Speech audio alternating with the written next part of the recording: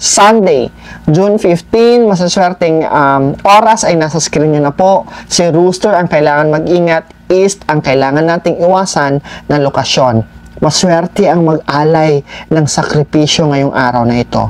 Maswerte ang mag-share ng blessings sa araw na ito. Maswerte ang gumawa ng charity events sa araw na ito. Pag-i-install ng mga appliances, maswerte sa araw na ito. Yun lang po.